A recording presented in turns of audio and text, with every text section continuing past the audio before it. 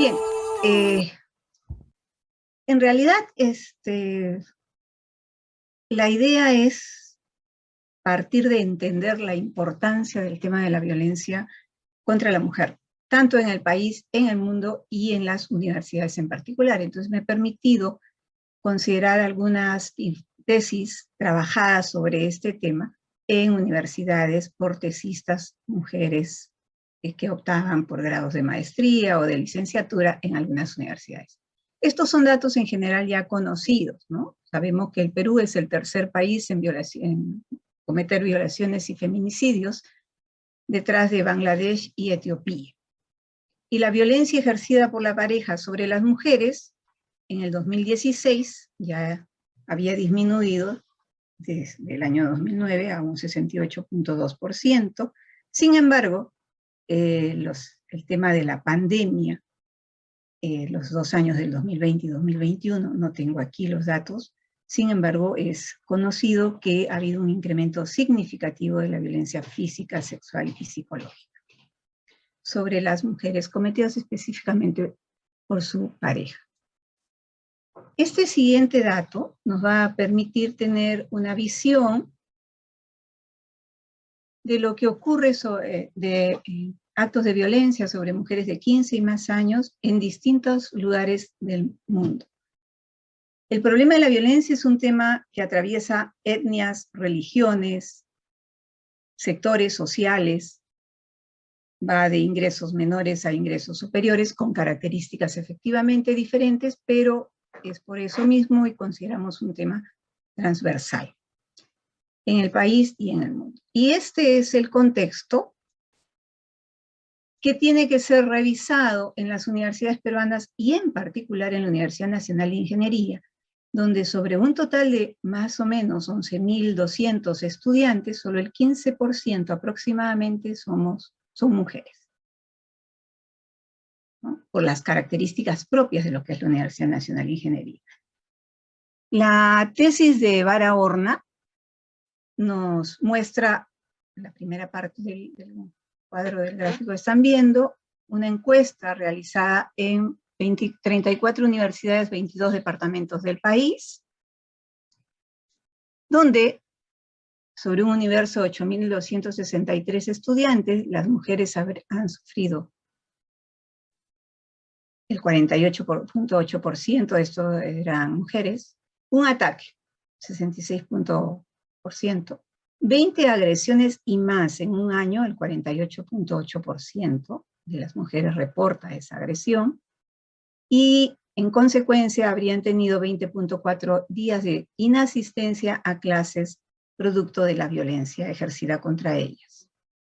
Si esta información la trasladamos a los datos que nos muestra la SUNEDU y el Ministerio de Educación, entonces tendremos la cifra increíble de 7.600.000 y pico horas al año, días de clase perdidas al año, haciendo la extrapolación sobre la información proporcionada y los datos que nos muestra la encuesta. Todo esto tiene una repercusión económica, social, impresionante. Pero además, un tema que es permanente, de uso cotidiano, de manejo cotidiano, diario, en las universidades es el acoso. Y en el acoso participan todos los estamentos de la universidad, estudiantes, en más o menos son los agresores en un 67%, los no docentes 20% y los docentes 13%. La situación de violencia contra las mujeres es una situación de predominio y de ejercicio de poder, pero atraviesa el conjunto de la sociedad. Y en este punto sí quiero referirme al hecho de que no solamente se trata de violencia contra las mujeres, sino que este es un proceso que atraviesa el conjunto del país y también tiene que ver con los temas de desigualdad. Fíjense ustedes, esta información nos permite entender cómo se accede a la universidad, ¿no? Son aquellos que tienen padres con estudios universitarios son los que en mayor proporción van a participar en el acceso a la universidad. Los de menor quintil de ingresos tendrán una menor participación. Entonces, hay un componente económico, permítanme la digresión sobre esto, que atraviesa también el espacio universitario. Y eso se va a ver expresado claramente en este tema de deserción. Nuevamente, aquellos de menor quintil o de menores ingresos, del quintil de menores ingresos son los de mayor deserción, aquellos de lengua no castellana también, aquellos de padres con estudios no universitarios también. Entonces hay un tema que va más allá del hecho solo de la violencia de la mujer y que expresa los grados de desigualdad y de inequidad y de no acceso en igualdad de condiciones al ejercicio de derechos. Y eso se va a expresar precisamente también ya en los temas de violencia sobre la mujer.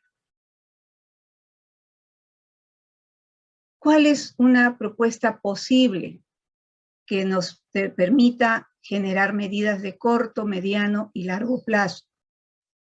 Hay necesidad entonces de elaborar una estrategia de género en el tema universitario. Y eso pasa por lo que señalaba la compañera Guaita hace un momento, un tema de investigación básico inicial. Hay que identificar intereses, posiciones, grupos. Hay que trabajar un mínimo de una encuesta para conocer cuál es la situación en la que nos encontramos, en particular en la Universidad Nacional de Ingeniería y en las demás universidades. Sobre esa base podemos tener entonces pautas para desarrollar políticas de recursos humanos, de capacitación interna. Hay que desarrollar mecanismos para ir transformando esquemas mentales que vienen de años anteriores, que son los que siempre se nos han ido inculcando a hombres y mujeres. Porque el tema de la violencia es un tema que se vuelve invisible, habitual, cotidiano, normal, ¿no? Cuando hacemos las bromas, los chistes, se vuelve normal. Todos y cada uno de nosotros consideramos muchas veces esas bromas y comentarios como normales. Y eso es justamente lo que hay que visibilizar, identificar, prevenir y finalmente sancionar. Y acá se trata de generar entonces, aprovechando, por lo menos en la Universidad Nacional de Ingeniería, que ha habido un cambio curricular y se presenta una estructura de cursos que permiten el desarrollo de temas sociales y económicos, introducir allí todo este contenido de enfoque de género, visibilizar la participación, la intervención y los aportes que las mujeres hemos venido sosteniendo a lo largo de la historia económica, política y social del país, y que muchas veces se deja. Hay que avanzar también en el desarrollo de talleres, de cursos, de programas que permitan sensibilizar, de manera que esto que es invisible, que se vuelve normal, cotidiano, salga a la luz y entonces digamos, esto que estoy haciendo no es lo que debiera hacer. Hay que trabajar en corregir y en cambiar las posturas y las posiciones. Pero esto requiere una política institucional de la universidad. Y para la política institucional y de corte transversal, lo que se necesita es voluntad política. No hay posibilidad alguna del desarrollo de todas estas posibles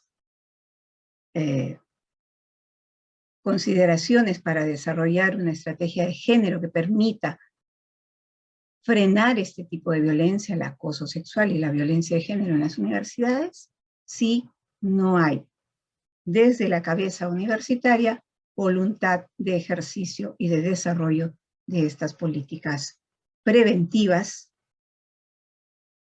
y sobre todo de empoderamiento de la mujer. Es difícil que el agresor cambie de actitud, pero es mejor y es preferible, y hay que apuntar a eso, a lograr el empoderamiento de la mujer. Y eso significa, primero, que reconozca cuándo se la agrede, y segundo, que sepa colocar el freno y, si en caso necesario, hacer la denuncia respectiva. Porque eso significa romper muchos moldes. El molde del miedo, el molde del qué dirán y el molde de la posibilidad de quedar aislada en el espacio de las relaciones sociales universitarias. Para eso, entonces, requerimos que los espacios de acceso a este tipo de ayuda y soporte sean persistentes, permanentes a lo largo del tiempo, para no repetir experiencias que ya se han vivido, en el cual el acoso por parte de un estudiante a una alumna fue simplemente ignorado, pese a las protestas y a los reclamos que se hicieron en su momento. Y eso significa cambiar también el estatuto universitario para que no se nos diga nuevamente que, como no figura como en el estatuto universitario, no se puede sancionar una actitud de acoso. Espero que esto permita, sobre todo en la universidad, donde ya dije, solo el 15% sobre 11.200 estudiantes son mujeres, avancen en que desarrollen capacidades, calidades, porque curiosamente muchas de las mujeres son las mejores estudiantes en los cursos en la universidad. Muchas gracias.